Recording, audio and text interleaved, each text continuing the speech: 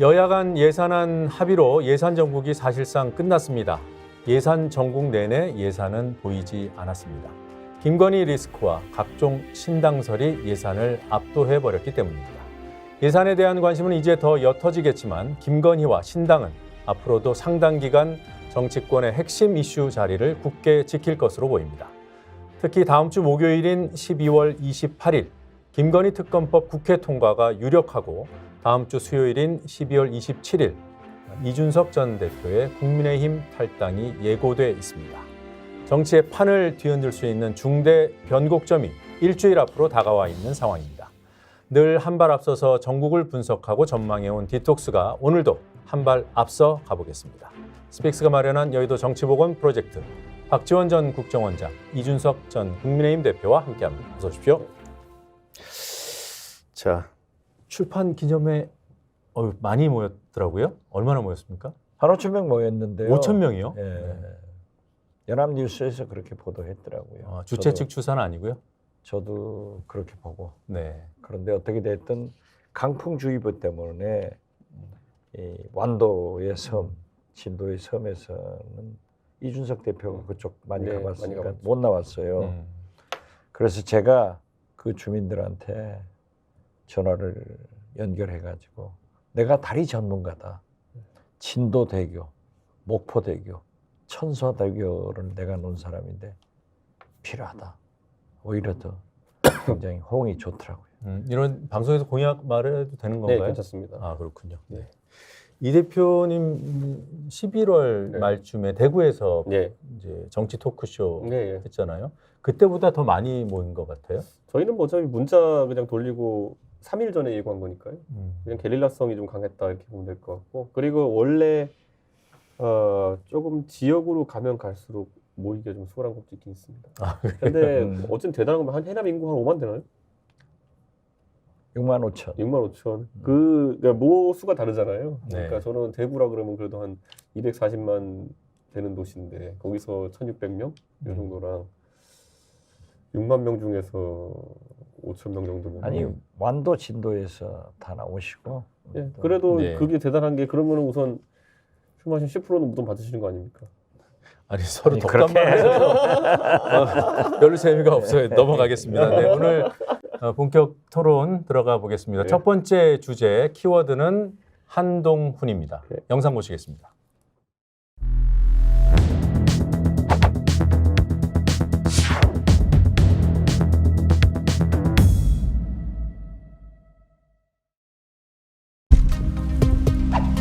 누구를 맹종한 적 없고 앞으로도 그럴 겁니다.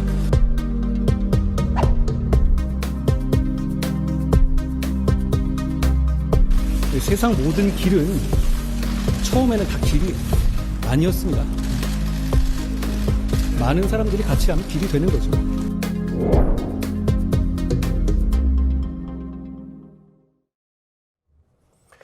네, 어제 저 발언이 보도될 때까지만 해도 비대위원장직 수락 시사 이 정도로 보도됐는데 오늘 한 발 더 나갔습니다. 한동훈 비대위원장 사실상 확정되는 분위기인데요.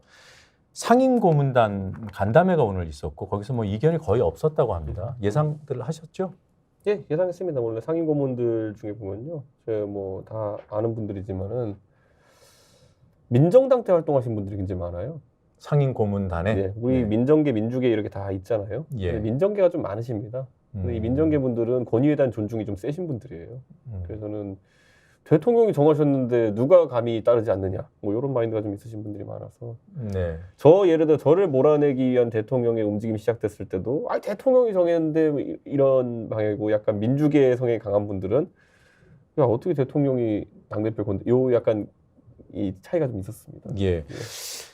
원장님, 이게 국민의힘이 중진연석회의도 했고 비대위원장 문제 때문에 의총도 했고 그리고 의원 당협위원장 연석회의도 했고 오늘 급기야 이제 상임고문단에게 이제 최종 뭔가 설명을 하러 가는 그런 자리였던 것 같은데 비대위원장 뽑을 때 원래 이렇게 합니까? 저는 처음부터요. 네. 한동훈 비대위원장은 확정이다.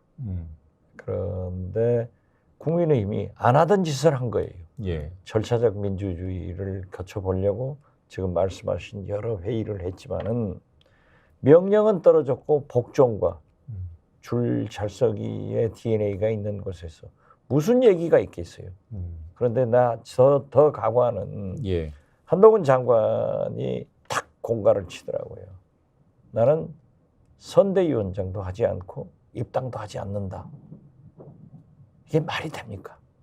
그래서 저는 지금 보면은 과거 MB 때는 만사 형통, 예. 형님 통하면 다 된다고 했는데 지금은 검사 형통, 검사 출신이면 다 되는 거예요. 네. 그러니까 아는 형님은 방송 장악위에서 방통위원장, 아는 동생 아바타 쌍둥이 형제 한동훈은 당권 장악하러 예. 가는 거 아니에요? 예. 이미 확정된 거예요. 국민의힘 DNA 말씀을 하셔서 조금만 곁길로 세보겠습니다. 지금 서울의 봄, 워낙 그 영화에 대한 관심이 높아서 1980년대 50 상황에 대한 관심도도 매우 높아져 있잖아요. 그러다 그렇죠. 보니까 국민의힘의 뿌리가 그 당시 50 아니냐. 전두광, 영화 속 인물인 전두광 후예들 아니냐라고 하니까 국민의힘에서 아니다, 우리는 YS의 후예다 이러거든요. 어떻게 네. 보십니까? 그게 말이 됩니까? 지금 현재 이어가는 게 예, YS 정신을 이어가고 YS 사람들이 전면에 나섰다 하면은 저도 웃지 않죠. 네, 그렇지만 전부 그분들이 하고 있잖아요. 예, 전두광 후예들이. 제가 되게 재밌는 게 2012년에 제가 정치를 처음 시작했을 때 그때 한양 빌딩 6층에 저희 이제 당 대표실 회의실이 있었어요. 예. 비대위원 할 때. 그래서 이제 뭐 저 어느 날 회의에 일찍 가가지고 살살 돌면서 볼 거 없나 이렇게 그 중앙당사 회의실 들어보는데 딱 걸어가는 당직자가 재밌는 거 보여드릴까요? 이러더라고요. 그래가지고 비대위원님 그 의자 하나 집어가지고 뒤집어가지고 밑에 뭐가 붙어있는지 보십시오 이러는 거예요. 그래가지고 회의실 그 원탁에 있는 의자를 뒤집어가지고 제가 봤어요. 봤는데 가운데 딱 스티커 이렇게 붙어 있어요. 이 의자는 민주정의당의 자산입니다. 아,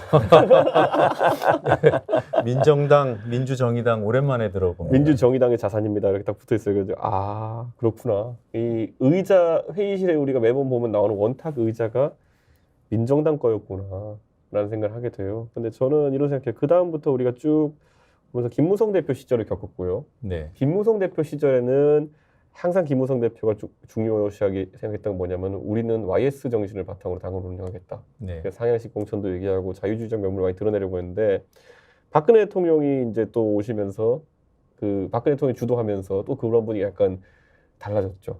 그다음에 이제 홍준표 대표 오셨을 때도 홍준표 대표도 YS에 대한 어떤 그런 게 있기 때문에 YS성을 좀 강조하려고 했었고 네, 저는 제가 이제 그런 부채에서 완전 자유로운 사람이니까 언급 자체도 안 했죠.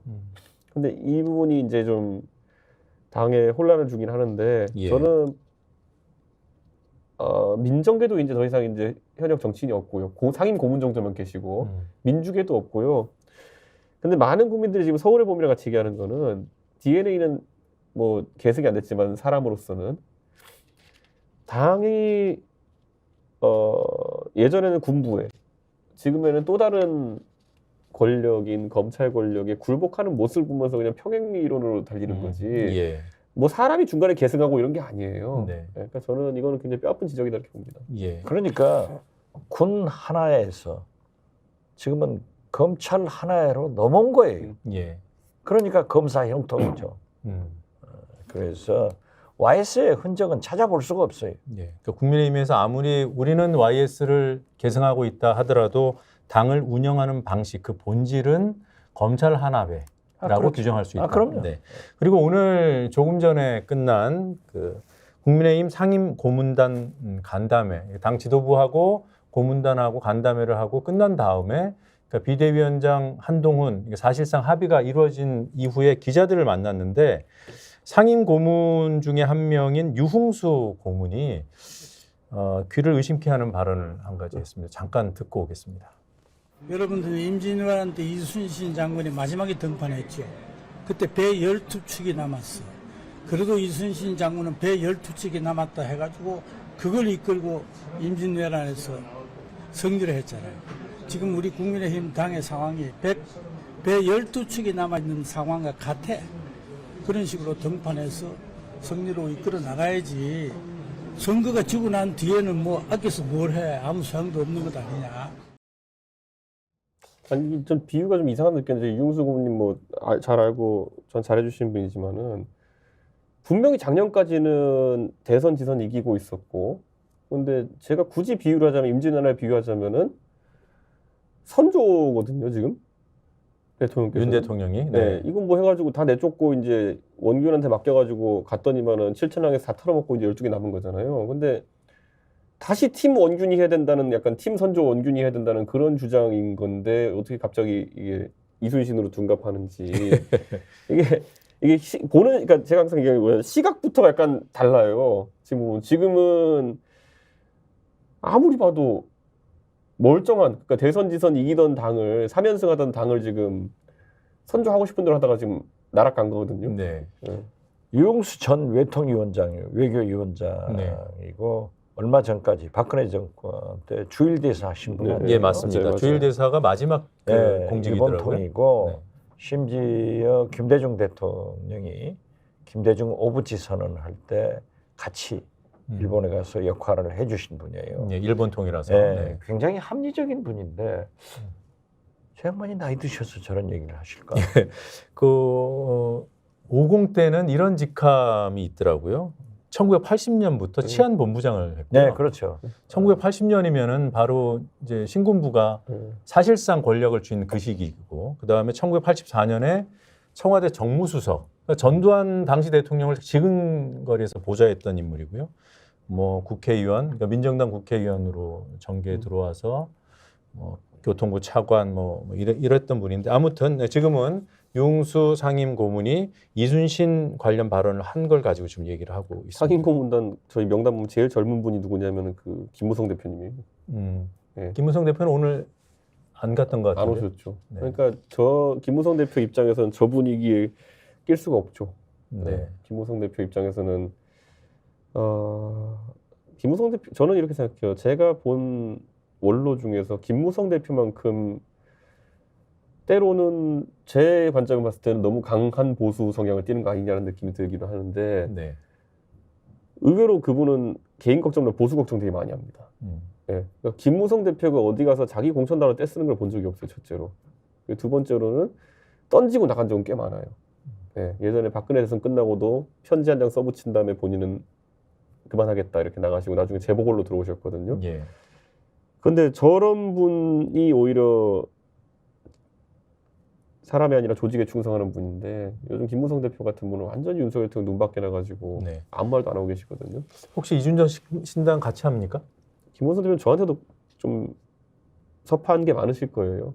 왜냐하면 지난 제가 당대표 될 때, 전당대회 때 그때 김무성 대표가 준석이밖에 없다 이래가지고 축혀 올리고 이렇게 하셨는데, 아마 그 당시에는 김무성 대표가 봤을 때 제가 왜 그렇게 하는지 이해 못했을 거예요. 대통령한테 왜 그렇게 하는지를. 근데 이제 이해하시겠죠. 네. 저하고는 참 김무성 전 대표는 막역한데 예. 저하고 원내대표를 같이 했고 또 저분은 상도동계고 나는 김대중 동교동계. 그래서 불가분의 관계가 있는데 정치 예능에도 같이 출연하셨고. 그렇죠. 네. 대단히 훌륭해요. 그때 당시 가 정치 마지막 살아 있었다 네. 하는데 제가 잘한 게 아니라 여당 원내대표이면서 늘 저한테 져줬어요. 그러면서 실리를 가져가고 야당한테 명분을 주는 정치를 아는 사람인데 예. 저 분위기에는 어울리지 않을 거예요. 예. 그런데 이번에 부산에서 출마를 네, 생각하고 계신 것 하겠다고 같아요. 얘기를 했더라고요. 자, 다시 네. 우리 본론으로 오겠습니다. 한동훈 비대위원장 정확하게 예측해 주셨고요. 맞았고요. 네. 맞았죠. 네. 제가 말하면 맞다니까요. 공관위원장 누가 됩니까? 공관위원장은 저는 어쩐지 인요한 위원장을 시킬 것 같은데 네, 지난 회에서도 인요한 위원장. 예, 그런데 좀 충돌이 있을 것 같아요. 네. 그렇지만은 저는 인요한 위원장을 시키지 않을까 네. 그렇게 예측해요. 어떻게 보십니까? 김병준 확정입니다. 김병준. 네. 네. 김경준이 김병준 전 총리. 김병준. 네. 그분도 김병준 확정입니다. 아, 그래서 그래요? 저는 김병준 위원장을 갈 텐데 저는 이거는 좀 드리고 싶은 말씀이 뭐냐면요. 김병준 위원장이 노무현 정권에서 뭐 노무현 대통령하고 긴밀하셨던 사이라고 한다음에 넘어오신다부터 10년째 이제 애매하게 이제 계속 보수 진영에 계시면서 뭐 자꾸 중책을 하십니다. 뭐 비대위원장도 하시고 총리도 제안 받으시고 뭐 그다음에 지금 이제 또 정경련 회장도 얼마 전에 했죠. 그러니까 예, 근데 최근까지 했죠. 본인은 세종시 선거 나가가지고 뭐 떨어지시고 이렇게 하고 하는데 제가 봤을 때는 약간 보수 진영에서 막연하게 이제 진영 통합이라는 걸 생각하면서 예전에 DJ 모시던 분이나 아니면은 노무현 대통령 모시던 분들을 자꾸 끌고 와가지고 뭘 부여하려고 그러는데 이게 되게 지형상 안 좋은 게 보수에 있는 사람들은 자괴감, 진보 진영에 있는 사람 입장에서는 넘어간 사람. 배신감. 그래서 이것 때문에 지형이 안 서는 경우가 되게 많거든요. 그래서 저는 이게 대통령이 좁은 인재풀을 또다시 보여주는 게 아닌가라는 생각을 하는 거죠. 저는 굉장히 안타깝습니다, 이게. 예. 그러니까 이 지난번에 보시면은 엑스포 때도 보면 장성민 기획관에게 사실상 포획됐다고 보는 사람들이 있는데 그게요. 저 굳이 표현하자면은 그렇게 진영을 넘어오신 분들일수록 굉장히 그 본인에게 기회를 부여준 사람에게 맞춰갈 수밖에 없는 위치거든요. 네. 저는 지금 굉장히 안타깝습니다, 이게. 그래서 네. 물론 대통령 당신께서도 문재인 정부의 검찰총장 하시다가 이렇게 어떻게 보수 정당의 대통령이 되셨지만은 공관위원장은 엄청난 정무 조정 기능이 필요합니다. 예. 예를 들어 내가 공천이 떨어졌어. 그래가지고 진짜 마음 같아서는 가가지고 공관위원장을 주먹을 한 대 치고 싶은데 아 이게 우리 진영의 대선배니까 뭐 이분을 생각해서 하는데 이런 게 수없이 등장하는 곳이 공관이거든요. 예. 근데 그게 안 돼요. 이런 상황 이렇게 가면은. 공관위원장, 그러니까 공천관리위원장이죠. 그렇죠. 실질적인 힘이 있습니까? 아무래도 거기서 심사해가지고 결정하니까 예. 거기서 결정돼야 이제 지도부에. 비대위 예. 지도부에서 의결을 해주는 것이죠. 그렇기 때문에 힘은 있죠. 그렇지만은 이제 결론적으로 보면은 국민의힘의 공천이라고 하는 것은 한동훈 비대위원장이 검찰에서 수사하듯 예. 대통령의 부단한 아무도 모르게 네. 대화를 해서 결정이 되면은 이제 공관위원장이 잘못됐을 때 거기서 어떻게 조정하느냐 예. 이게 문제인데 글쎄요. 저는 김병준은 아닐 것 같습니까? 아니요. 가능성은 그분은 잘 있다. 맞춰갈 것 같아. 그러니까 한동훈 지도부가 들어서면 거기에 잘 맞춰갈 것이다. 저는 용산의 그렇게 뜻에 봐요. 잘 맞춰갈 이제 것이다. 뭘 하나 비례대표 같은 걸 주겠죠. 예. 정치인 한동훈을 위해서는 기회일까? 뭐 여당 얘기는 조금 이따 해보고요. 그러니까 비대위원장으로서 일을 잘할까? 이것과 무관하게 이제 정치인의 길을 걷기로 했다면 이 비대위원장 이력이 정치인 한동훈에게는 도움이 될 거라고 보십니까?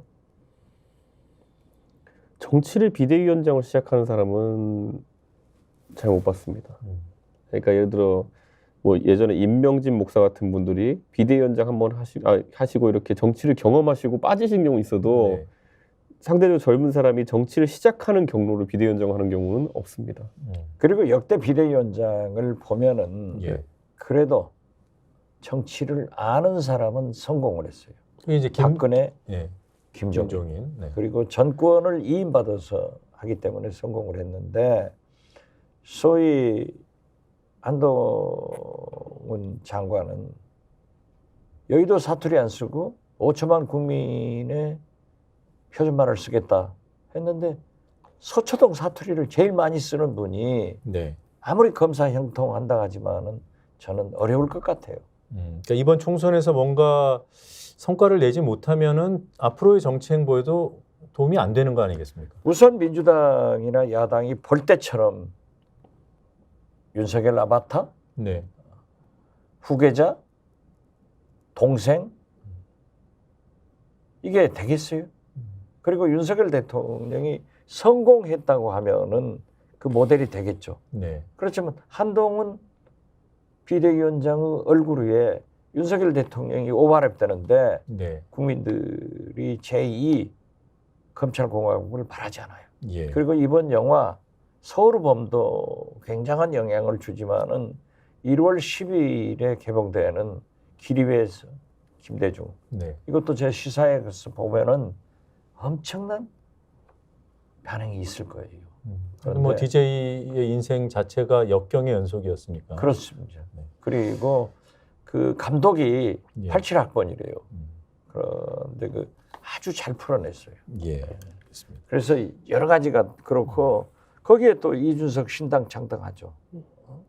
김건희 특검 이 난방같이 얽혀 있는데 검사 출신 검사 형통 안 됩니다. 예. 저는 그렇게 봐요. 이거 제가 특검법 관련해 가지고는 모 당내 인사가 저한테 얘기하기를 뭐 한동훈 장관이 특별한 대책이 있겠습니까? 제가 그랬더니만은 그거 그 역제안이라고 아마 할 것 같다. 그래서 특검법에 찬성하는 대신 수정안으로 특검 활동 시기를 총선 이후로 하자. 예. 표결을 늦추는 게 아니라 활동 시기를 총선 이후로 하는 것으로 조정하자. 정쟁이니까 라고 이 작전이 나오고 있대요. 그래서 네. 무슨 말도 안 되는 소리를 하고 있냐.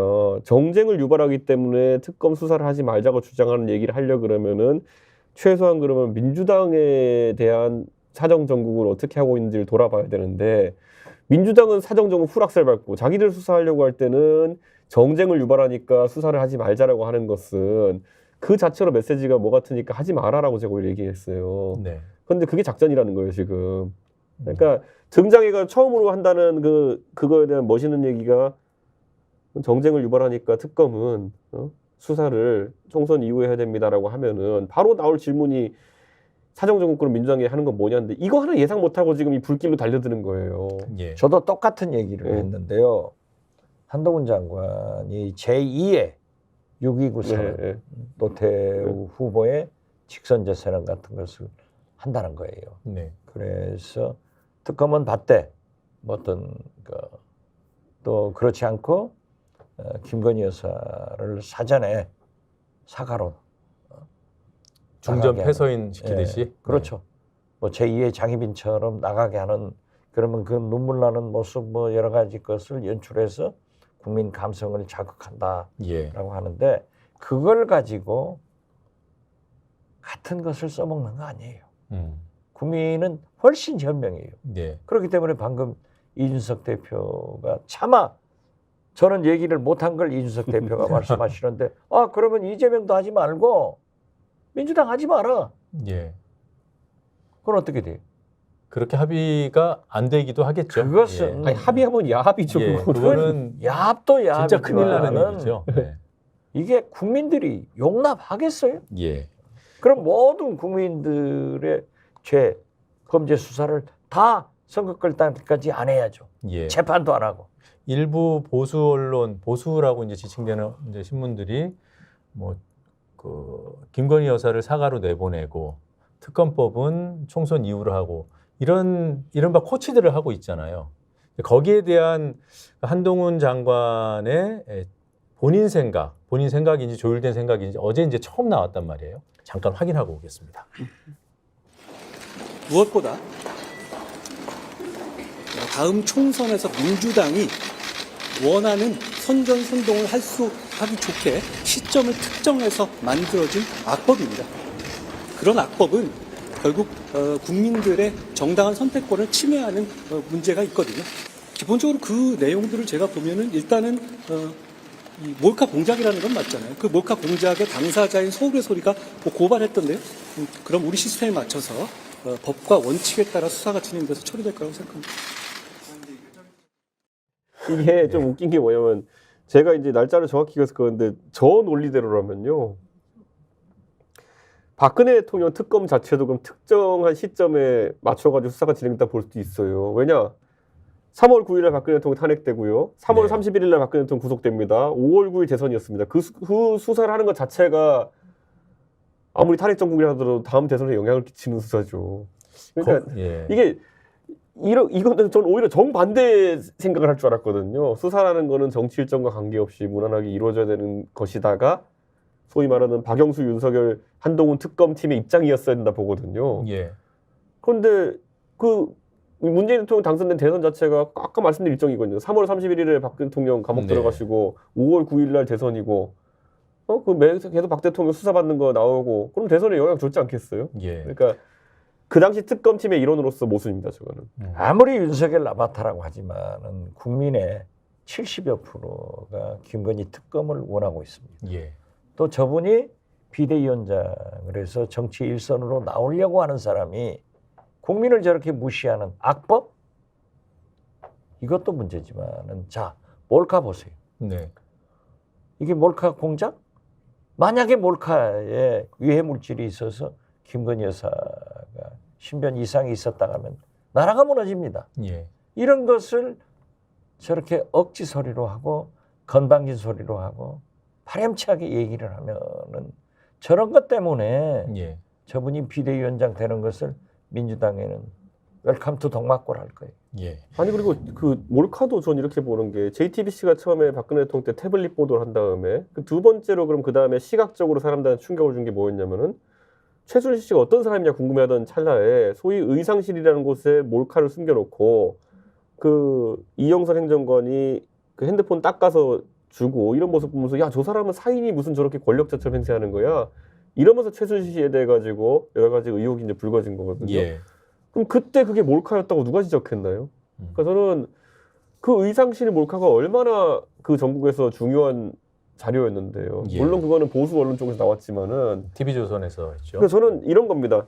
그때는 옳았으나 지금은 틀리다가 절대 기준이 돼서는 안 된다. 적어도 그런 어떤 증거에 대한 능력이나 아니면은 그것에 범죄는 판단을 내릴 때는 박근혜 대통령 때 그렇게 그물코를 좁혀가지고 수사했으면은 다음에 이제 나오는 것들에 대해서 똑같은 기준을 적용해야지 그게 법조에 대한 신뢰를 가져가는 거다 이렇게 예. 봅니다. 그리고 이 특검법이라는 게 이제 패스트트랙에 올라와서 지금 처리되는 거잖아요. 그렇죠. 합법적으로 되고 있죠. 저 시계를 몇 달 전으로 돌려보면은 그때 국민의힘이 동의했으면 그때 처리되는 거예요. 그렇죠. 그리고 패스트트랙에 올라간 뒤에도 몇 달 동안 국민의힘이 야 이거 그대로 두면 총선 정국에 영향을 미치니까 땡겨서 지금 아예 처리를 해버리자 이럴 수도 있는 기회도 몇 달 동안 있었고요. 제가 자기들이 안 한 거예요. 네. 아니 만약에 검찰 수사를 진행해서 의혹이 처리가 됐다고 하면은 특검할 필요 없죠. 예. 자기들이 안 한 거 아니에요. 네. 그런데 어떻게 됐든 정치를 하겠다는 사람이 국민을 저렇게 무시하는 얘기를 할 수 있느냐 이거죠. 또 현직 법무부 장관이 토론을 달아서 야당 다수당을 저렇게 비판하면은 저것도 상권 분립 위반 아니죠. 그건 장관이 할 수 있는 국무위원이 할 수 있는 금도를 넘은 거예요. 네. 그 국회에서 이제 처리가 임박해 있고 이미 이제 법안이 나와서 상정돼 있는 상황이잖아요. 22일 이후에는 상정이 되는 거잖아요. 그렇죠. 그런 법안에 대해서 현직 법무부 장관이 물론 입장이 있을 수 있습니다만 이렇게 악법이라고 규정할 수 있는 건가요? 저게 이제 정치적 발언이죠. 그런 걸 하지 장관은 하면 안 되죠. 안 되죠. 장관은 법이 잘못됐다가 아니라 법을 집행하는 기관입니다. 네. 그러니까 아니 국민 세금 써가면서 선거운동하는데 그게 내 돈이라니까요. 네. 왜 내 돈 가지고 월급 받으면서 저런 건방진 얘기를 할 수 예. 있습니까? 질문을 드린 제가 좀 뻘쭘해집니다. 그 명품백 그 몰카 공작이라는 인식 이와 관련해서는 발언 하나를 좀 더 들어보고 질문을 드리도록 하겠습니다. 박주민 의원의 발언 잠시 듣고 오겠습니다. 수사 대상은 도이치모터스 주가 조작 사건으로 해 놨는데 예. 수사 대상이 상당히 좀 넓을 수 있는 내용들이 좀 포함이 돼 있어요. A 사건을 범한 자들이 범한 불법 행위. 그거 엄청나게 포괄적인 거 아닙니까? 명품 가방 수수한 거 있지 않습니까? 네, 그것도 법 위반 소지가 아주 농후하잖아요. 네. 그게 여기 포함될 수도 있다는 의미네요. 그 정확한 건 이제 정의당의 입장을 확인해야 되겠죠. 왜냐하면 예. 발의를 정의당이 했으니까요. 예, 이 명품백 몰카 이 이제 뭐 공작이라고 한 장관은 얘기합니다만 특검이 가동되면 여기 수사 가능할까요? 저는 이거는 이렇게 특검법이 활용돼서 안 된다 봅니다. 만약에 아무리 김건희 여사가 지탄의 대상이 된다 하더라도 이 사람이 범한 모든 범죄 행위 이렇게 되는 순간 김건희 한 사람을 대상으로 한 검찰청이 따로 생기는 거랑 마찬가지입니다. 네. 저는 특검이 이런 방식으로 운영되면 안 되고 물론 그때 보면은 박근혜 대통령에 대한 수사도 최순실 관련해 가지고 처음에는 이거 뭐 태블릿 PC부터 시작해가지고 나중에는 뭐 재단에 다 뻗어나가가지고 포괄적 수사가 됐지만은 저는 별도 특검법들이 이럴 때면 필요하다. 저는 이런 생각을 하는 것이고 네. 이번엔 도이치모터스와 이런 생각까지 해요. 도이치모터스의 예를 들어 보면은 그 증권사 사람도 나올 테고 뭐 돈 빌려준 사람도 나올 테고 다 나올 거 아닙니까? 혹자들은 그런 얘기를 해요. 돈 관계를 하다 보면은 과거에 뭐 사실 은행 거래라는 거는 비슷한 사람과 계속 하지 않습니까? 네. 과거에 그 사람과 인류엔 다른 범죄가 나올 수 있다. 금전 관련해서 그 정도는 제 생각에는 수사 가능하다. 예를 들어 뭐 땅이라든지 이런 문제 나온다 했을 때는. 근데 여기서 봤던 것처럼 김건희라는 사람이 했던 모든 범죄 의심 행위에 대해서 수사한다. 이거는 절대 이렇게 해서는 안 됩니다. 이거는 과도한 법 해석일 수 법의 있다. 안정성을 침해할 수 있고 그러다 보니까 지금 양평고속도로 이런 건 별도 특검으로 진행하려고 하고 있는 거거든요. 예. 굉장히. 그렇게 한다면 차라리 모르겠으나 그건 별도의 패스트트랙 잘 밟아야 될 겁니다. 그거는.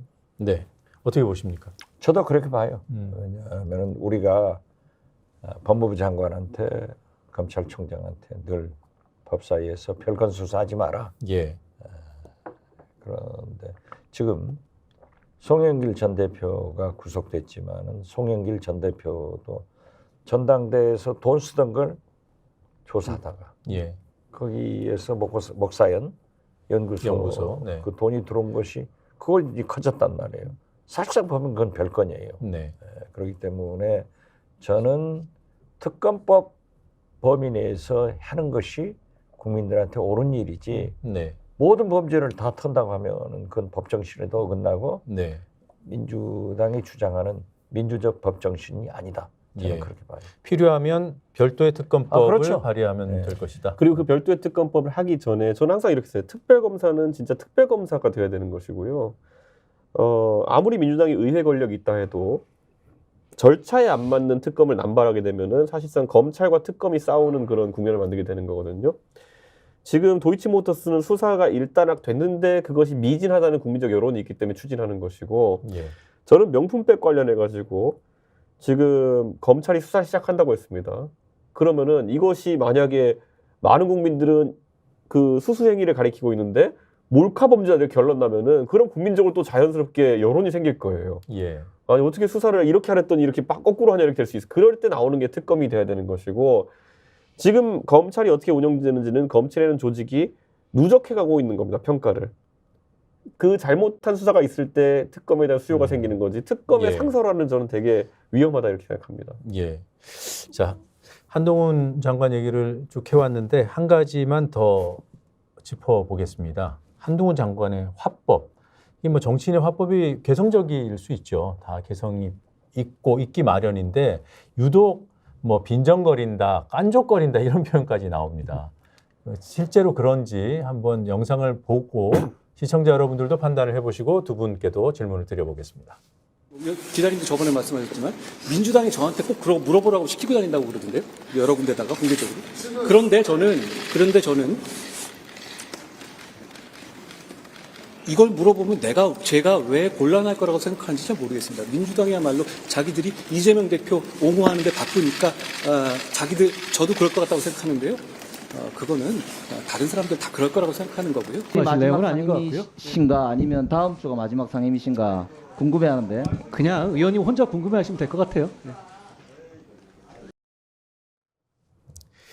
만약에 박 원장님이 지리자고 지금 이제 비대위원장설이 매우 강력하게 나오는 법무부 장관이 상임위에 출석했을 때 거취를 물었다. 근데 저렇게 답했다. 그냥 웃으시겠습니까? 이제 그 7분 내에 네. 질의응답을 하고 답변하는 사람이 그 시간 오버가 돼도 거기는 마이크가 켜져요. 네. 그렇지만은 의원은 꺼지기 때문에 흔히 중단되지만은 저기에서 끝날 일이 아니에요. 그러니까 나는 민주당이 왜 팀플레이를 못하느냐. 예. 김영배 의원이 질문을 했는데 저렇게 답변했으면 그 다음 의원이 그걸 추궁해 줘야 돼. 네. 그게 말이 됩니까 저게? 국민의힘은 뭐 영상에는 없습니다만 야유를 보내서 네. 한동훈 장관을 응원했어요. 글쎄요. 아니 그러니까 저는 민주당이 왜 저렇게 팀 플레이를 안 하냐 이거죠. 예. 저는 제가 방송 나가서도 발언 많이 하고 하면서 피장파장하는 순간 전 졌다고 생각해요. 무슨 말이냐면은 저한테 어떤 공격을 했을 때 제가 굳이 그걸 방어할 수 있는 논리가 이재명은라고 해야 된다 그러면은 혹시 그런 걸 하게 된다면 저는 되게 부끄러워해요. 예. 제가 예를 들어 윤석열 대통령의 대선 때도 윤석열 대통령이 어떤 문제를 지적당했을 때 제가 나름의 논리로 그걸 해명하거나 이렇게 하지 않고 이재명보다 낫지 않습니까? 이런 거 할 때 저는 그건 방어가 된 게 아니거든요. 네. 근데 한동훈 장관이 똑똑한 사람이 그것에 너무 맛을 들린 것 같아요. 왜냐하면은 충분히 저건 다르게 방어할 수도 있었어요. 근데 이재명은요라는 걸 뒤에 마지막에 취임새처럼 넣어줘야지만이 본인을 지지하는 아주 오른쪽에 계신 유튜브로 어딘가 보고 계실 어르신들이 야 이재명이 나왔다 하면서 이렇게 버튼 누르는 것처럼 이재명이 나와야지만이 꼭 그 한국인은 국을 마셔야지 밥 먹은 것처럼 이재명이 나와야지만 식사가 아침 같은 느낌이 이제 드는 거거든요. 예. 너무 거기에 적응하셨어요 지금. 저러면 큰일 납니다. 어떻게 됐든 네. 내가 수십 차 얘기를 했습니다만은 장관, 네. 국무위원이 국회에서 또는 국회외에서 금도가 있는 거예요. 저건 정치인도 저렇게 얘기를 못하고 국민의힘 수석 부대변인도 저렇게 얘기 못해요. 그런데 저는 저렇게 당하고 있는 민주당 의원들이 그 많은 법사위에서 그걸 하나를 못 해보냐. 예. 전 그게 아니 내가 옛날 얘기지만 우리 박영선, 이춘석, 우은균 넷이 가지고 우리는 싸워서 다 이겼다니까요. 원내대표단을 말씀하시는 겁니까? 아니면 아니, 법사위에서? 법사위에서. 네. 그러니까 팀 플레이를 해야 돼요. 그 저게 바로 이어서 공격해주고 하면은 말을 못하죠. 잘못했을 때 상대가 잘못했을 때. 아 그렇죠. 네. 근데 그 저는 저거 오늘 준비하신 자료 영상 외에도 제 이름도 나온 거 보고 깜짝 놀랐어요. 아, 예, 예. 예. 이준석 대표가 특검 관련해 가지고 그 수사 시점을 뒤로 미루자는 제안을 했는데 어떻게 생각하십니까 했더니만은 그건 이준석이 직접 물어봐라 이런 식으로 답하셨더라고요. 근데 누가 아침 라디오 가서 발언하고 정치인들이 그러면 거기에 대해서 당사자가 될 수 있는 사람에 가서 기자들이 입장 물어보는 인용 그런 취재라고 하는 거는 그냥 아주 통상적인 기법이거든요. 예. 오늘 이준석이 아침 라디오에서 이렇게 얘기했는데 당신은 어떻게 생각합니까? 이거는 저도 많이 받아봤고 모든 사람이 받는 질문인데 거기에 대해 가지고 그 이준석이 직접 물어봐라 이렇게 얘기하는 거는 저도 황당하고 자기 중심적인 아니, 제가- 사고가 강한 것 같아요. 제가 한동훈 장관한테 물어보려고 한 게 아니라 저는 그럴 것이다 예측했고 그 생각에 대한 본인의 견해를 물어보는 건데 아니 왜 그렇게 반응하지 이런 생각했습니다 저는. 예, 뭐 일전에 한동훈 장관에 대한 긍정적인 평가를 하신 적이 있어요. 언젠가 같이 할 수도 있다. 뭐 이런 취지로도 해석이 됐는데. 그냥 예를 들어 저는 재능이 굉장히 있는 분이라 봤고 그렇기 때문에 이게 밝은 세상을 위해 쓰이냐 어두운 세상을 위해 쓰이냐 이거 이제 가름이라 봤는데 제발 밝은 세상을 위해 쓰였으면 좋겠다. 이제 우려스럽다. 그러나 우려스럽다.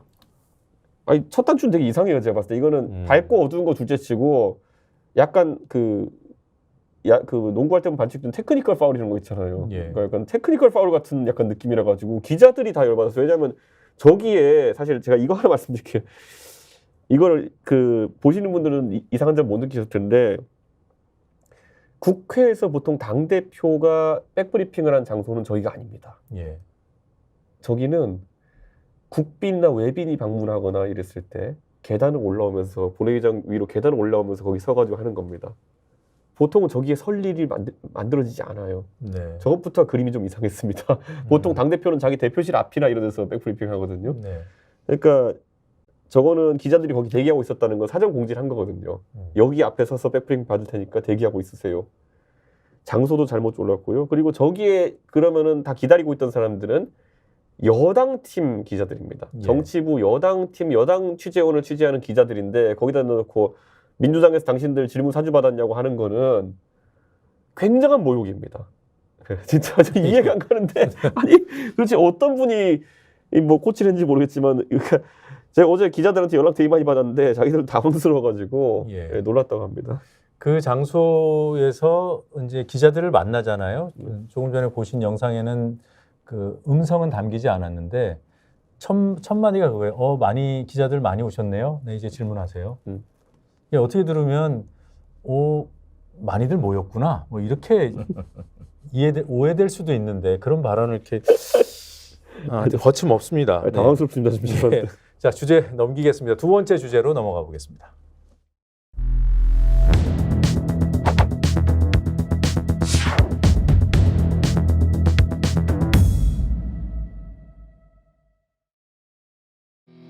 제가 더 큰 전쟁의 앞에 설 수 있도록 도와주십시오.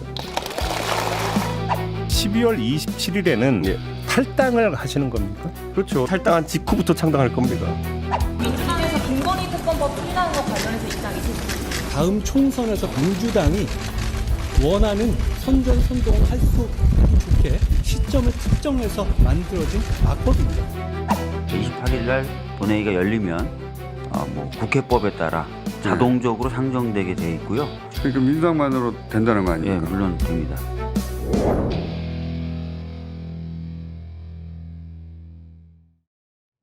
네.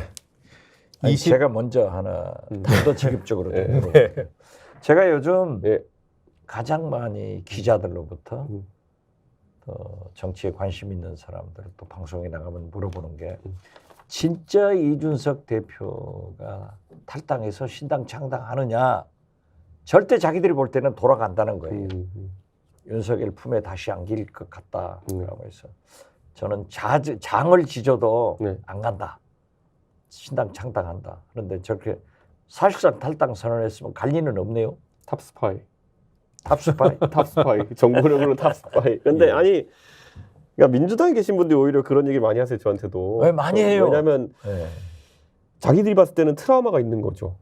예, 이게 또 선거에 있어서 자기들이 다 이겼다고 생각하는데 그 변수가 만약에 뭐 이준석이 지휘해가지고 또 이렇게 뭐 이런저런 작전 쓰고 이렇게 뭐 어떻게 하는데요.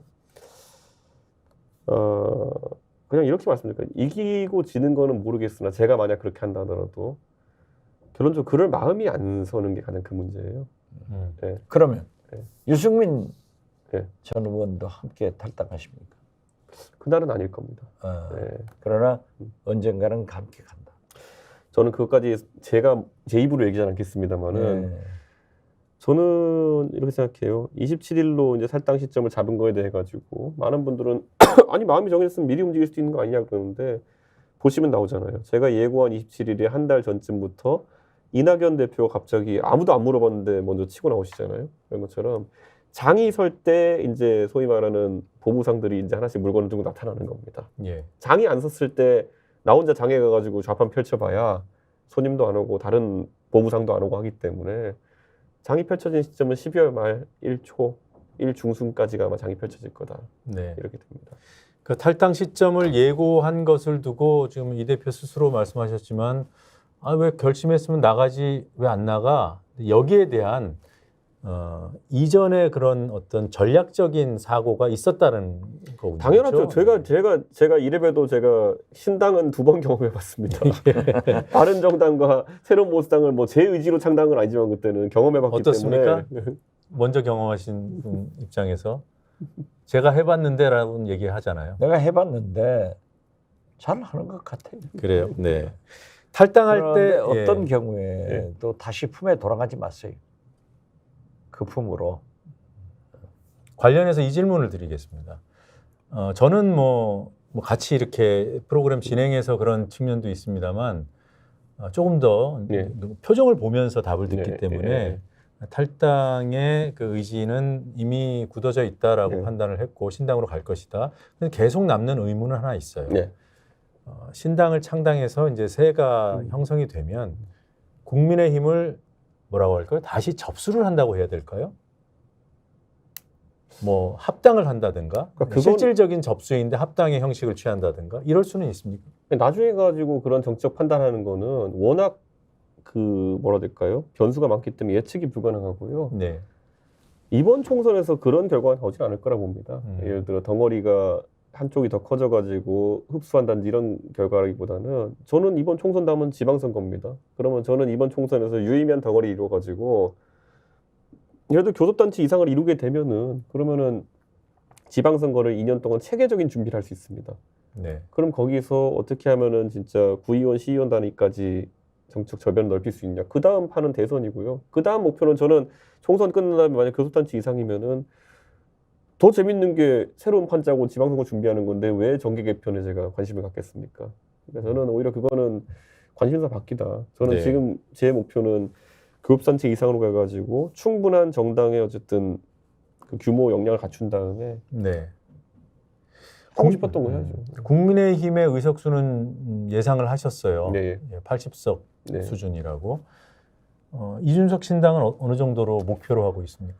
저는 아까 말했던 그 장이 선다고 했을 때 뭐 어느 세력과의 연대가 어디까지 가능할지에 따라 가지고 굉장히 다를 것이다 이렇게 보고요. 그거는 다 그 5일장이라는 게 예고된 날짜가 있지만은 어떤 물건을 들고 나타나는지를 봐야죠 이제. 네. 그 소위 말하는 보부상들이 어떤 물건을 들고 나타나는지를 봐야 되는 것이고 그날 나오는 물건들을 보면 다 알 수 있지 않을까요? 네. 하나하나 어떤 물건이 나올지 네. 좀 더 구체적으로 좀 질문을 할 저는 거고요. 제 경험상 자꾸 이준석 신당은 영남 덩어리가 크잖아요. 예.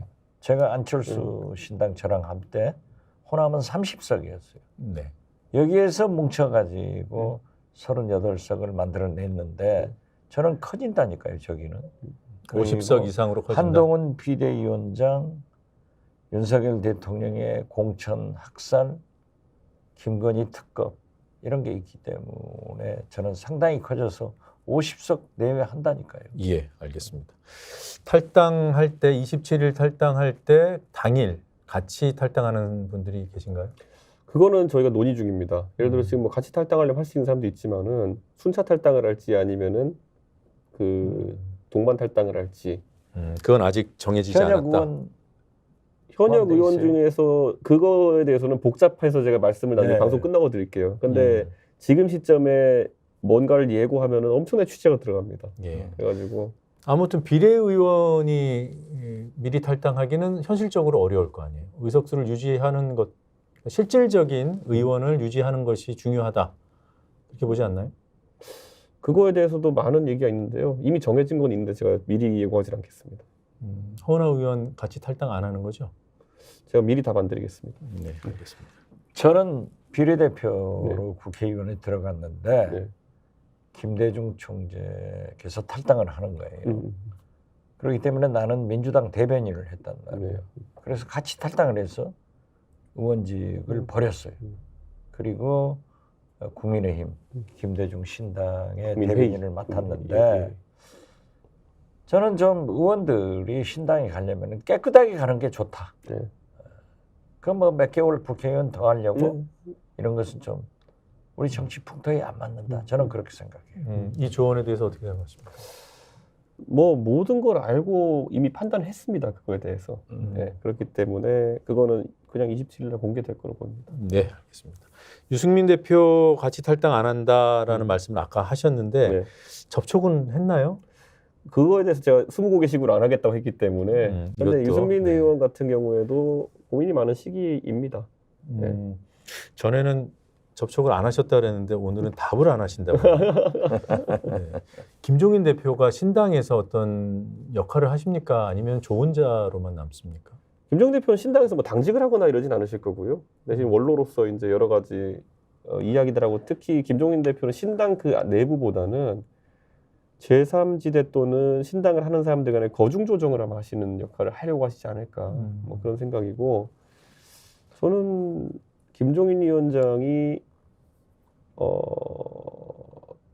본인에게 있어가지고는 이게 중요한 마지막일지 모르겠지만 사명이라고 생각하시고 임하신다 생각합니다. 김종인 위원장은 여타 정치인하고 좀 달라요. 민주당 비대위원장을 하고 비례대표 국회의원 됐는데 민주당 떠날 때 모든 사람들이 국회의원직은 유지할 거다 했는데 던지고 나가버리더라고요. 예. 그래서 저는 제가 처음부터 예상을 했지만은 그분이 정치 일선에 서지는 않지만은 제3당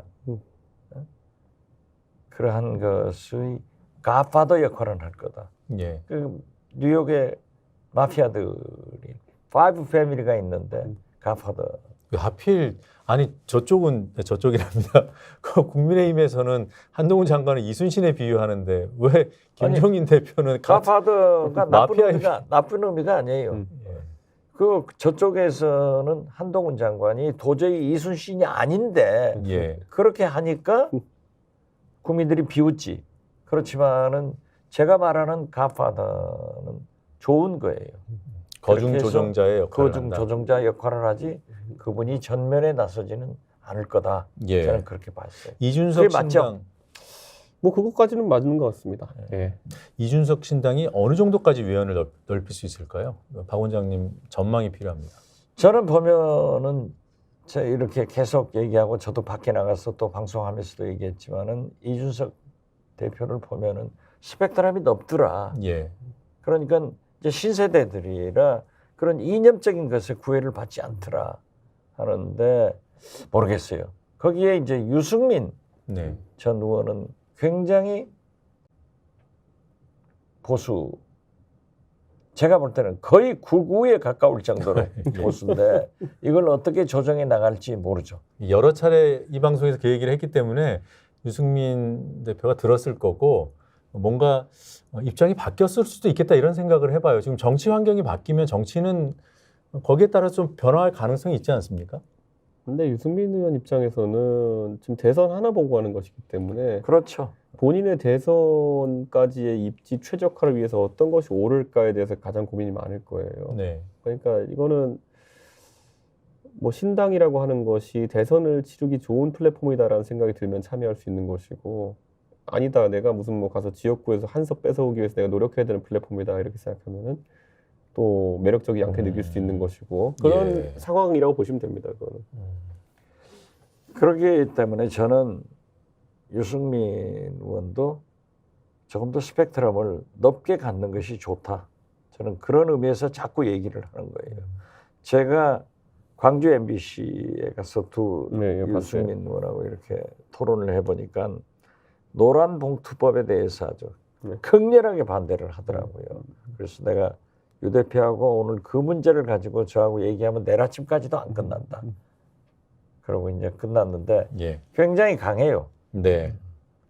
자, 다른 얘기 해보겠습니다. 이낙연 신당 변수는 사실상 소멸된 것 같아요. 제가 뭘 하겠어요.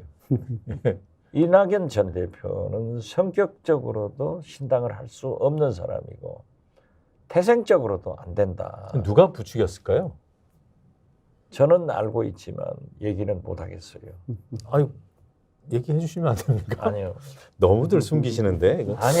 그런데 예, 우리 시청자 여러분들이 너무 궁금해하실 것 같습니다. 심지어 그분 중에 한 분은 저한테도 같이 네. 해라 하는 얘기를 하셨는데 제가 그랬어요. 형님 미쳤어요? 박 원장님이 형님이라고 그럴 분이 민주당에 누가 있죠? 아무튼 그래요. 네. 인명사전을 뒤져봐야 되겠습니다. 자, 용해인 기본소득당 대표가 이미 그 개혁신당, 연합개혁신당을 하자고 개혁연합신당이죠. 공개적으로 제안을 했고 정의당에서 탈당한 천호선 사무총장 중심의 그 사회민주당이 함께 하기로 했고 이것이 현재 야권의 한 그 신당 축이 될 수 있는가 여기에 대한 이제 궁금증이 생겨요. 일단은 같이 할 파트너로는 안 보고 계시죠? 저는 물어보지도 않았고 저는 관심도 없는데 용해인 의원이 이준석과는 같이 할 필요 없다 그래가지고 요즘 그냥 흔히 있는 이준석 이름에 편승해서 같이 기사 내는 건가 그냥 싶었습니다. 일단 아닌 걸로 하고 예. 자 여기에 조국 전 장관이 같이 세를 합칠 가능성은 어떻게 보십니까? 저는 조국 장관을 잘 알기도 하고 잘 모르기도 하는데 네. 거기에 세를 합치지는 않을 것 같아요. 자 내일 모레 금요일입니다. 22일에 지금 용해인 기본소득당 그다음에 천호선 사회민주당이 정치 토크를 하는데 사회를 조국 전 장관이 본다고 해요. 이게 뭐 그냥 일회성 이벤트일 수도 있습니다만 혹시 여기 어떤 정치적인 함의가 있는 건 아닌지. 글쎄요, 그 전에 예. 소위 분당의 재보궐선거가 있을 때 제가 그때 민주당 원내대표였는데 네. 조국 교수를 만나가지고 거기에 출마를 해라. 예. 그리고 우리 민주당의 대통령 후보로 다음에 내가 추대를 하겠다. 예. 하자. 네. 네. 이렇게 했는데 조국 교수가 당시 나는 정치 안 한다. 그러면서 노회찬 그 민노당 노선을 네. 얘기하더라고요. 그렇지만은 저는 조국 장관이 기왕 국민에게 자기를 물어본다고 하면은 예. 그 길은 너무 협소하지 않는가 그렇게 생각해요. 그러니까 소위 말하는 진보 좌파 정치 세력 쪽으로 이렇게 포커스가 맞춰지는 것은 너무 길이 좁다 이거죠. 예. 협소하다. 예. 조국 신당 출연 가능성에 대해서는 어떻게 저는 전망하십니까? 없다 봅니다. 이건 불가능합니다. 이거는. 제로다. 예, 이게 조국 장관 신당이라고 하는 게 되려 그러면은 조국 장관이 재판이 빨리 끝나야 될 텐데 네. 재판 일정이 지금 보면 선거 중에도 뭔가 발표될 수 있는 일정이 되어 있거든요. 뭐 조금이라도 일정이 늦었거나 빨랐으면 될지 모르겠는데 지금은 너무 정중앙에 걸려버렸습니다. 그러면 지금 이재명 대표가 재판 받으러 다니면서 지금 여러 해 고생하느라 당무에 집중하기 어려운 상황인 것처럼 조국 장관도 본인이 천명은 했어요. 이제 뭐냐면은 비법률적인 방법으로 명예를 회복하겠다 그랬는데 이번 타이밍은 아니지 않을까라는 생각을 하고 있고 대신 조 장관이 본인 출마나 창당보다는 누굴 돕는 역할을 할 수 있다. 네, 그런 생각이 좀 듭니다. 네, 어떤 정치 세력을 후원 내지는 지지할 수 있을 그래서 것이다. 조국 장관의 그 지지자들이 힘을 실어줄 수 있도록 하는 역할 정도에 만족하지 않을까 그런 생각을 합니다. 지금 야권의 구도를 보면요, 여러 정치 세력들이 지금 흩어졌다 모였다 이런 과정을 거치면서 새로운 자신들의 정당을 만들고 전에는 뭐 정의당, 녹색당 이렇게 분리가 돼 있었다면 이것이 흩어졌다가 다시 모이는 방식으로 재정립이 되고 그리고 선거법이 개정이 안 돼서 지금 현재 선거제도 준연동형이 유지된다면 이걸 고리로 민주당이 포함되는 큰 틀의 통합 비례정당 논의가 다시 이루어지지 않겠느냐. 그럼 여기에 이제 각자 그것이 정의당이든 기본소득당이든 뭐 새로 만들어지는 개혁신당이든 여기 이제 들어오는 방식으로 통합 비례정당에 자기 정당도 있고 통합 비례정당에도 후보를 내는 방식으로 이른바 야권의 새로운 연대 이런 과정에서의 조국 신당 이런 얘기를 하는 분들이 있대요. 저도 그 얘기는 했죠. 네. 그렇기 때문에 연동형이냐 병립형이냐 예. 이랬을 때 이제 범진보 세력이 다 연합 공천 연합으로 하는 것이 좋다라고 했는데 어떻게 됐든 국회에서 지금 결정이 안 되고 만약에 네. 현대로 간다고 하면은 그러한 범진보 세력의 연합체는 이루어진다고 봅니다. 선거법 어떻게 될 것 같아요? 뭐 예측은 안 되고요. 근데 어차피 선거법이라는 게 따지고 보면 별로 큰 의미는 없습니다. 왜냐하면 어차피 양당에서 연동형 간다 하더라도 위성정당 또는 위성정당 비스무리한 걸 만들 거거든요. 네. 연합정당이라 해가지고 큰 차이는 없고 다만 민주당 입장에서는 뭐 조국 장관이나 아니면 다른 주자들은 그런 걸 원할지 모르겠지만은 연합정당도 여론이 당내에서 안 좋을 겁니다. 예. 왜냐하면 조정훈 의원의 경험이 너무 기분 나빴겠거든요. 그러니까 그래서 저는 아마 그런 건 안 하려고 할 것이다 라는 생각이 들고 그래서 이제 속 편하게 병립형을 가자 이런 거거든요. 근데 한동훈 장관의 비대위원장 등판이 가시화되면 어떤 재미있는 상황이 생기냐면요. 어제도 이제 민주당 내 인사가 저한테 물어봤는데 한동훈 장관은 비례로 나온 거여서 나는 몰라요 이런데 비례로 나오면은 연동형에 못 나오는 거 아니야? 그래가지고 그렇게 했죠. 네. 근데 그걸 민주당이 약간 관심을 갖기는 시작하는 것 같아요. 한동훈 장관이 연동형일 때는 위성정당에 가가지고 비대위원장 할 수 없거든요. 그러니까요. 네. 똑같이 황교안 트랩에 걸리는 거거든요. 황교안 대표가 그때 그래서 종로에 나가요. 그래서 종로에 나가가지고 자기 선거 때문에 지휘도 제대로 못하고 선거도 못하고 이런 상황에 든 거거든요. 저는 한동훈 장관이 만약에 그럼 비례 안 나가고 지역구 선택하면은 강남 갑 선택할 수밖에 없거든요. 네. 그렇죠. 1 모양 빠지고 2 그럼 민주당은 자신 있게 강남 갑에 센 사람 됩니다. 네. 이게 강남 갑이 원래 보수에 유리한 곳인데요.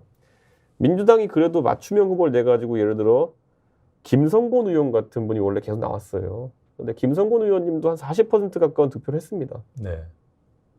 점잖은 스타일의 보수도 좋아할 만한 분을 냈을 때는 뭐 그래도 국민의힘 후보가 유리하지만은 나가기 애매하고 여기에 약간 변수로 신당이 강남갑에 내는 순간 표는 갈리는 거죠. 꼬이는 겁니다. 네, 그러면은 여권표가 갈릴 수 있는 지금 여권표가. 그러면 정상적으로 선거 지휘고 뭐고 이게 안 됩니다. 이게 그렇기 때문에 연동형 변수가 이제 민주당이 그 자신감을 내느냐가 또 생겼어요. 그러면은 한동훈 장관이 갈 곳이 없는 상황이 나올 수 있다. 그렇다고 영남 나갈 수는 없잖아요. 예. 그러니까 지금 민주당 내에서의 연동형이냐 아니면은 병립형으로의 회귀냐 이거 논의의 새로운 고려 포인트가 지금 이 대표가 얘기한 거예요. 한동훈 변수. 그러니까 한동훈 장관도 미칠 거예요. 그러니까 한동훈 장관도 원래 장관 그만둔 시점을 뒤로 빼놨잖아요. 혼자. 예. 그 말인즉슨 제가 지금 보기에는 원래 윤석열 대통령의 생각은 공개됐잖아요.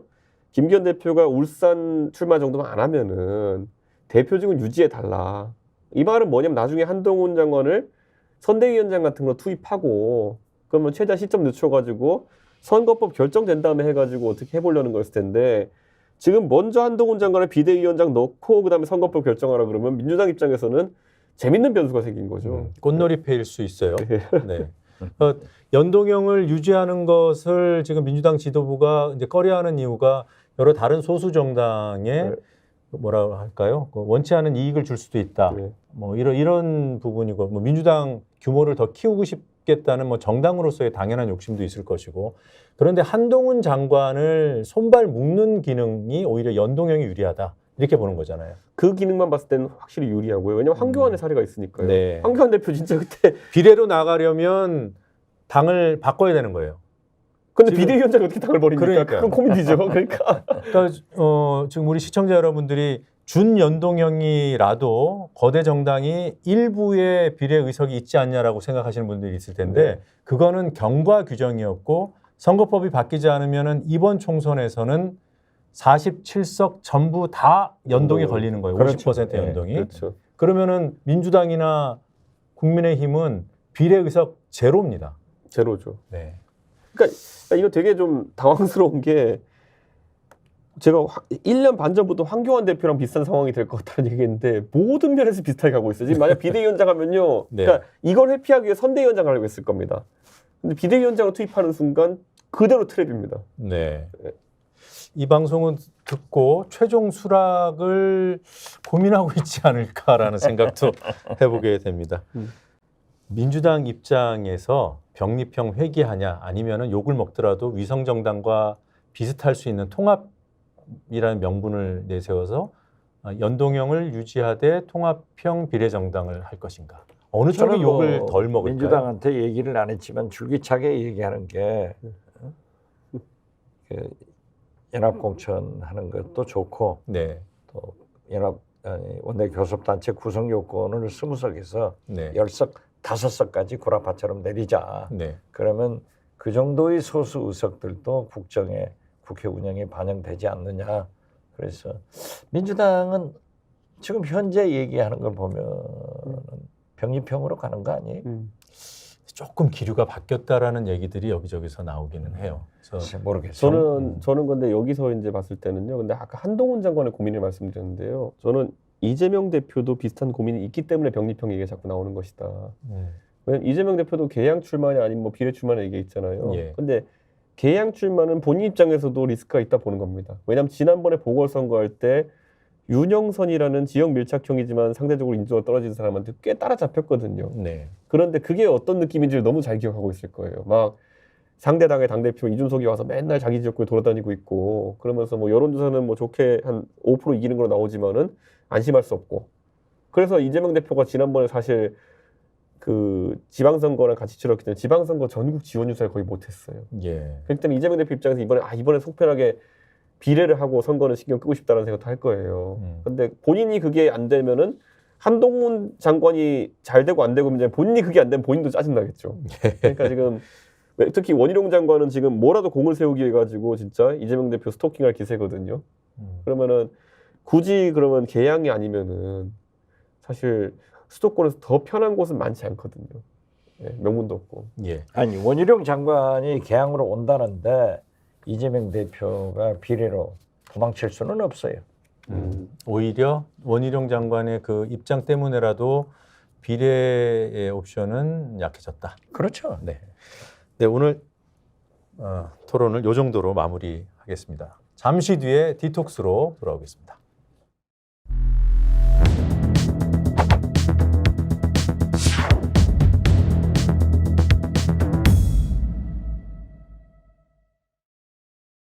네, 예, 안 하죠. 아이고 고맙습니다. 아이 감사합니다. 네, 오늘 고생 많으셨는데 와. 한 점씩들 드시죠. 예. 한국에만 존재한다는 피자빵 비슷한 거 아닌가? 그 파리에서 지금 그 대통령이 영국 거쳐서 이제 파리 들렸다 왔잖아요. 네덜란드 가기 전에 파리에서 폭탄주를 마셨다 재벌 총수들하고 이 보도가 나왔어요. 네. 그렇죠. 그리고 그냥 폭탄주를 마신 게 아니라 뭐 재벌 총수가 업혀 나갔다, 뭐 구토를 했다 이런 얘기들까지도 이제 설로는 돌아다니던데 우리 탑스파이시니까 좀 들으신 게 있습니까? 저는 근본적으로 저도 술을 먹는 사람으로 예. 한잔 할 수 있다고 생각해요. 밖에 나가면 예. 그냥 재벌 회장들이 너무나 초라하지 않냐 이거지. 예. 난 그거 알아볼 생각도 안 했죠. 알아볼 생각도 안 하셨다. 들으신 거 있나요? 들은 거 없어요. 근데 우선 이런 생각이에요. 대통령은 어디를 가시나 24시간 국정 보고가 들어올 겁니다. 잘 생각해 보세요. 특히 파리면은요 시차가 한 6-7시간 나나요?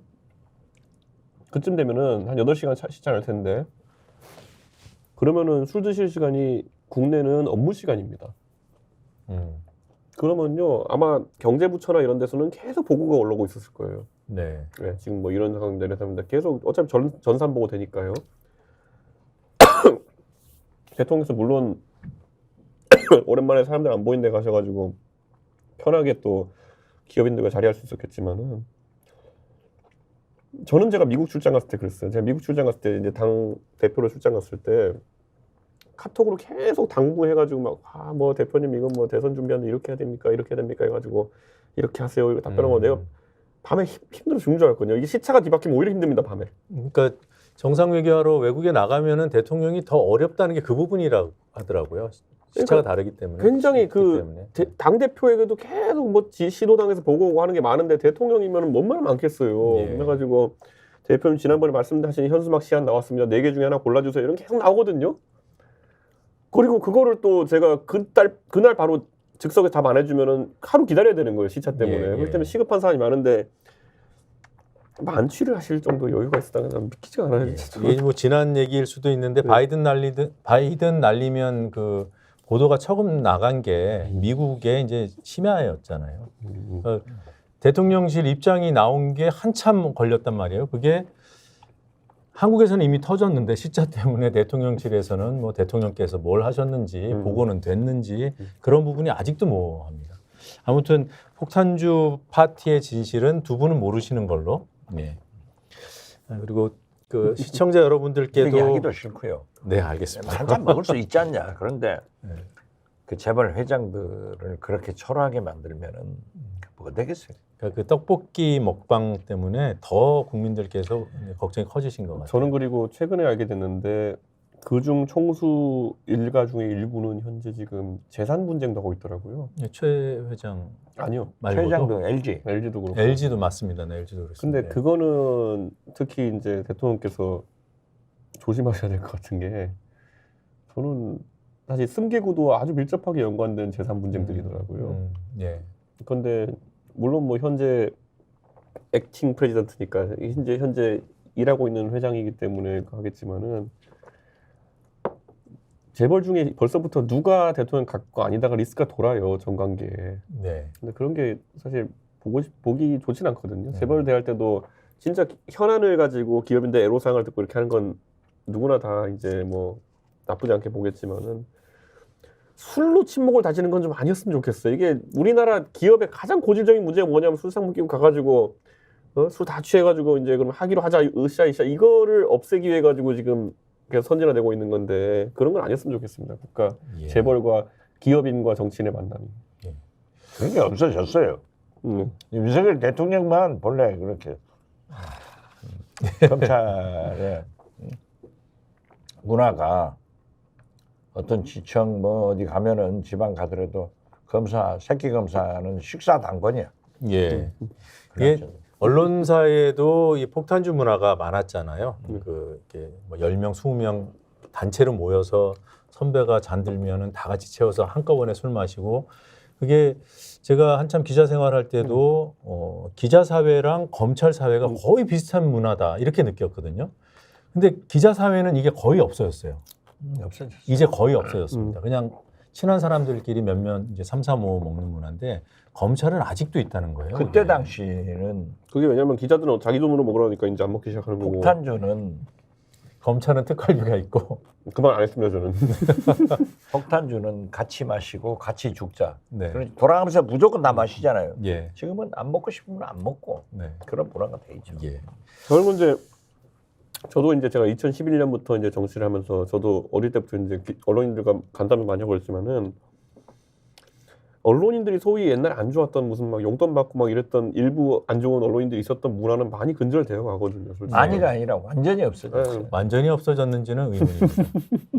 거의 없는 걸로는 알고 있는데 네. 밥을 사고 이렇게 해가지고 그걸로 뭐 기사 어떻게 이런 문화는 많이 사라졌거든요. 근데 저는 그러니까 참 다행이라 느끼고 대한민국은 좋은 방향으로 가고 있다 생각하는데 저런 정치 하나만 지금 문제가 있는 거예요. 최상층부의 저런 거는 예, 그런데 나는 말이죠. 1년에 서울의범, 기류의 김대중 이런 게 보면 많이 달라질 거예요. 네. 이게 뭐 제가 어줍지 않은 말씀드리자면 이 그래프라는 것이 일직선으로 쭉 상승할 수만은 없잖아요. 올라가다가 잠깐 눌림목이 있을 수도 있고 퇴행했다가 다만 그거보다 조금 더 높게 이제 올라가면 되는 것이다. 지금 일시적인 퇴행이 있더라도 우리 두 분 정치인들 같은 분들이 많아서 이 퇴행을 극복하고 진일보 시켜주시면 된다. 저는 그렇게 생각합니다. 인생은 아름답고 역사는 발전합니다. 예. 제가 제 신상과 관련된 말씀 좀 드려야 될 것 같은데 디톡스 진행이 오늘로 끝이 납니다. 이제 다음 주부터 어떻게 진행이 될지 지금 조율을 하고 있는데 결정되는 대로 공지를 드리도록 하겠습니다. 두 분께도 여기서 인사를 드려야 될 것 같아요. 그동안 정말 많이 배웠고 어디로 가세요? 제 개인사기 때문에 여기서는 되게 개인사 내 말할 수 없다 하면 넘어가네요. 그래 주시면 고맙겠습니다. 다른 자리에서 뵐 수 있으면 더 좋고요. 아무튼 그동안 좋은 말씀 많이 들었고 또 이 프로그램이 저는 시청자 여러분들께 분명히 도움이 됐다. 그리고 저희가 정치보건이라는 큰 명분을 내세웠는데 거기에도 조금이나마 일조하지 않았을까 그렇게 생각을 해봅니다. 네. 앞으로도 일조해 주십시오. 네, 그리고 지금 특히나 이제 새로운 정치 물결을 일으키고 계시는 이준석 대표께도 많은 분들이 기대하고 있으니까 거기에 잘 부응해 주십사 이렇게 당부 말씀드리겠습니다. 네. 그래서 저도 아마 디톡스로 떠날 것 같습니다. 아 그래요? 그건 결정하셨나요? 다음 주가 탈당하는 날이니까요. 예. 그럼 방송 끝나고 한번 다시 그러니까 얘기를 해보시죠. 저한테는 심각한 날인데 그날 그거 하고 와가지고 제가 방송하고 있긴 좀 애매하고 첫째로 두 번째로 저는 디톡스라는 프로그램은 어쨌든 1막은 노정면 앵커가 만들어낸 거니까 저는 1막에서 같이 빠져줘야 되는 게 아닐까 생각을 합니다. 저희가 뭐 둘이 같이 하는 건가요? 예? 의심사겠네요 사람들한테. 이 두 스타분이 빠진다고 하면은 엑스트라로 옆에서 있었던 박지원은 앞톡스로 가는 거야? 답을 할 수가 없습니다. 예. 나머지 부분은 저희가 방송 끝난 다음에 잘 조율해 보겠습니다. 시청해 주신 여러분 그동안 정말 고마웠고요. 또 다른 자리에서 인사드릴 수 있도록 노력하겠습니다. 고맙습니다. 또 두 분 고맙습니다. 네, 감사합니다. 예, 마지막으로 정치 보고 여쭤보겠습니다. 정치 보고 파워.